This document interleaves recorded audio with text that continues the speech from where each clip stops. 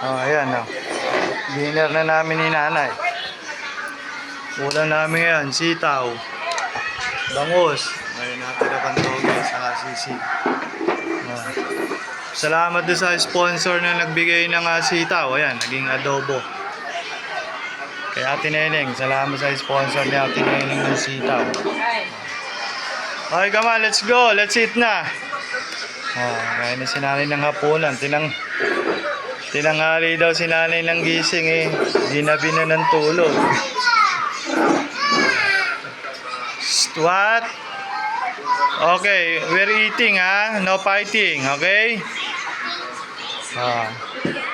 Sarap ng kain ni nanay niyan. Sitaw na merong chicharon.